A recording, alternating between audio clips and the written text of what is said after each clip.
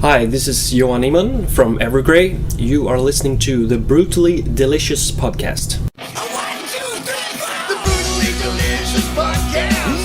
The Brutally Delicious Podcast. The Brutally Delicious Podcast. The Brutally Delicious Podcast.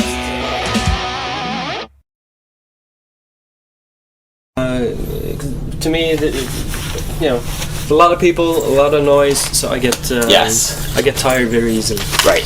That makes sense. Yeah. Did you get a chance to go to Bimini? Yeah. I had to at least set my foot there and go. Yes, I've been to the Bahamas. Right. Bucket list check. Oh, you've never been to the Bahamas ever? No. Interesting. I've done this cruise twice before, and both times we went to Turks and Caicos. So I've been on this like 8 times, and that's the 2 I missed. Yeah. For some reason. Yeah. Those are supposed to be pretty beautiful too, though, right? Oh, amazing. Yeah, that's what I've heard. Yeah. That's on my list of things to do. Yeah. Anyway, sorry, I don't mean to talk about me. No way. Let's talk about Evergrey. Yeah. How's the response on the cruise been so far? Really good. We're really happy because people like the new record, and people, like seeing us play, and we haven't been to the States in a while, so it's been really positive. 13th record, and I don't know, what is it, 40 years, 35 years? Something like that. I don't know. Ever imagine you'd still be doing that? No. No, I mean, especially a few years ago, Henrik and Jonas left, and the bass player at the time, Jari, left, and then there was turmoil, and very unsure about how the future would look. But then I joined, and Hannes, who now plays in Sabaton, drummer, joined, and we've been going at it. And then, of course, Henrik and Jonas came back, and since then it's been amazing. Right. Yeah. When you're, you just mentioned the 13th album, when you guys are writing, how difficult is it to not write the same record, or to, does that make sense? Yeah, absolutely. Actually, it's quite... Because I guess you want to stay with your brand too, so you can't rewrite Yeah, absolutely. history. Yeah, that would be weird. Right. But at the same time, the way we work is that we really don't want to make the same record. Right. So it's more like we try to find other avenues to venture down, and also we don't really think about what people will think about the records. Okay. So we write mostly for ourselves, to impress. Right. It's like, oh, you gotta check out this riff, and if they like it, awesome, it stays. If not, then okay, we'll move on, find something else. Okay. That everybody likes. So that's the thing also. Everybody has to like everything. So in that sense, though, you guys all writing like together in the old traditional way in a room, or is that long gone? And Sort of. We all write individually, and then we bring our ideas to we have a Dropbox folder, put everything in there, so everyone can listen to all the ideas. Then we get together and listen to everything together. All the ideas, like, oh, that's a cool riff. Everybody agrees? Yes? Good. That riff stays. Right. And then, oh, that sounds like a chorus. Excellent. That stays. Or sometimes people might even have almost like complete songs. Like, well, we don't need to do anything with that. Good. That stays. And then once we have like a lot of stuff, then it's like, well, then it's mostly Tom and Jonas who are actually the producer. They have the producer role, right? They like fit everything together. Like, oh, this riff goes good with that. Okay, like a jigsaw puzzle. Yeah, exactly. So, Heartless Portrait in my opinion anyway, seems a bit more aggressive and a bit more heavy. I don't know if that's just me, but was there a reason you went that way, or was that thought? No, Was a thought into that, or that's just how it happened? That's just how that happened. We don't really have like a game plan set in stone when we going to make a record. It's like, okay, we just try to find stuff that gets us fired up and fits together. So it's not like, oh, here's a reggae song and here's a black metal song, and that would be weird for us. So it has to fit together somewhat. Okay. Are you guys planning on, or what do you have planned after this? Are you going to be on the road? No, we have a couple of festivals. We have a lot Yeah, I of think festivals. I saw that, right? Summer Breeze, Yeah, Brazil, and the Nordic Noise, and what's the other one? Manor-Fest? Manor-Fest in England. I've not heard of that one. Yeah, and then we have Hellfest, I think, Grass Pop. So you're some of the bigger ones in Europe. quite busy. Yeah, so that should be fun. And then in the fall, we might come to the States. Oh, nice. Yeah, we're also gonna do another European tour, I guess, and another South American run. South America's always big in the metal, right? Yeah, it's insane. I've never been, but I've heard that that's where the fans are completely rabid. Yeah, it's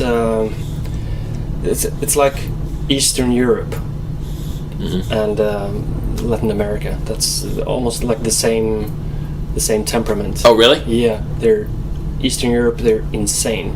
So it's the same vibe.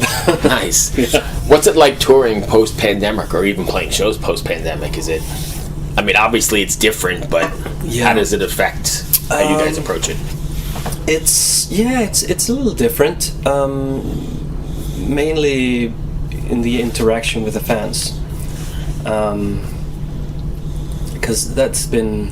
I mean, for me personally, these 2 years or whatever it has been quite hard, and being, isolated was really weird. So when I'm out, again meeting people, it's like, that's a lot of fucking people here. Yeah. Get away from me.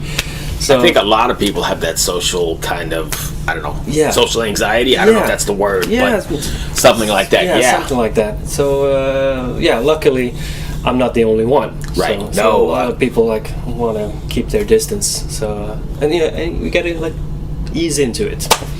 Right. I guess. But another thing is of course the financial aspect, where things are very expensive. Like buses and gas. Yes. I don't know what it's like in Europe, but it's pretty crazy too. Yeah. It was a lot of bands. Like last year, we did a European tour in September, October, and there were at least 4 other bands who were supposed to tour Europe at the same time. They canceled. Did you see Anthrax just canceled? Yes. Anthrax, they went to England, and then they canceled the whole European tour. Yeah. And I think... I can't think of... Well, there were other bands as well. Right. Wow. Big bands. Why? It's no. It's not expensive. affordable, right? Yeah. It doesn't make sense in the long run, I guess. No.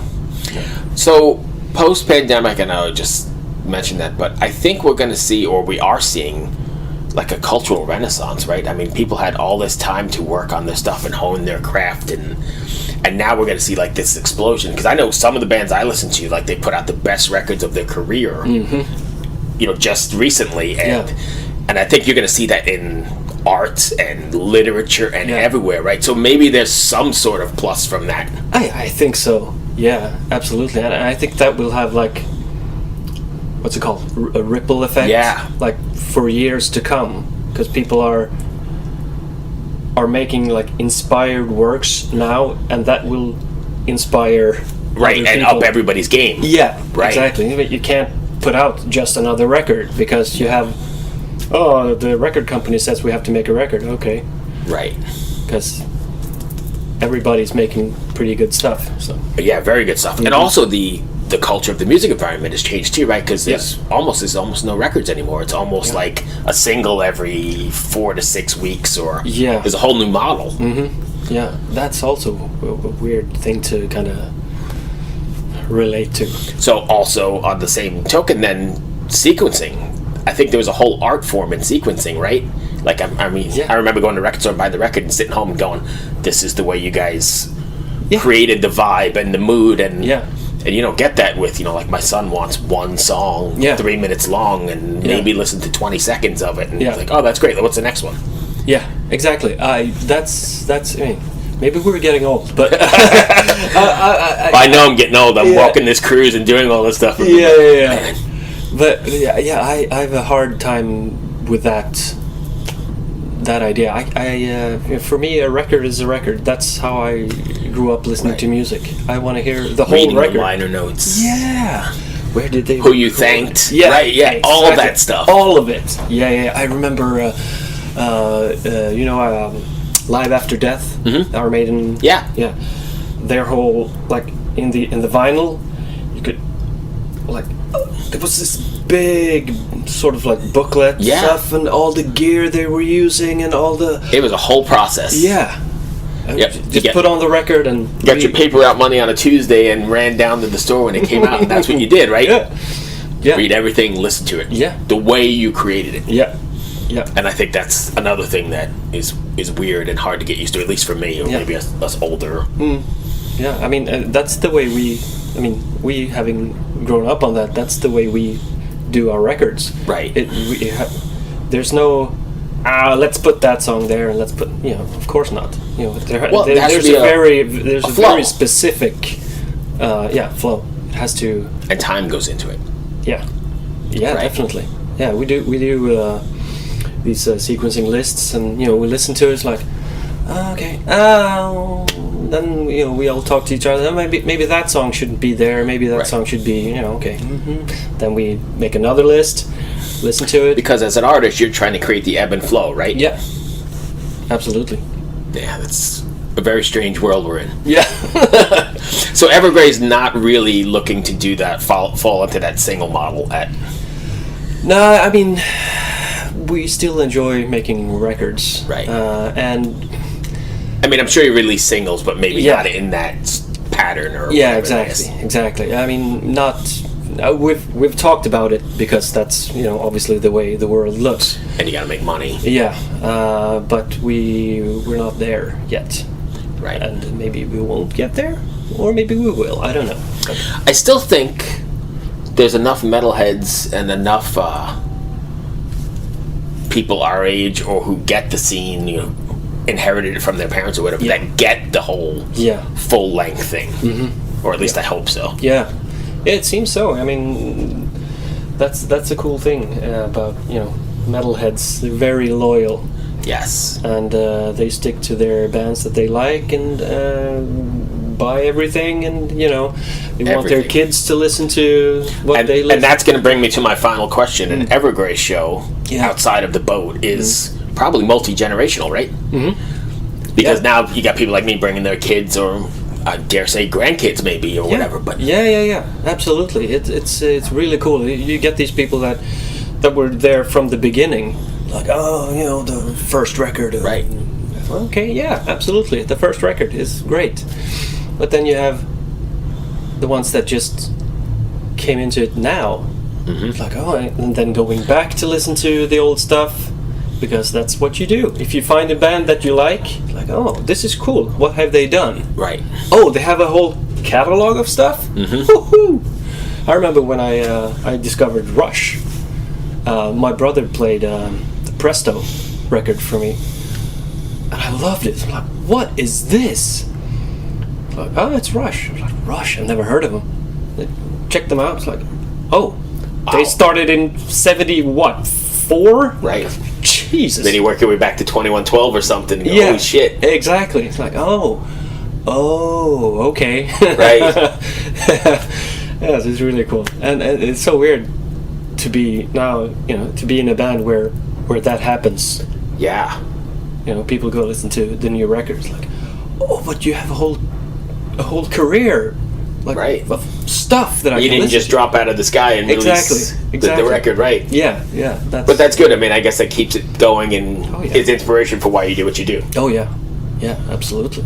Sweet. That is pretty much all I had. I told him I keep it 15, so we're at 15. Oh, okay. Thank you, my friend. I hope that wasn't too bad. No,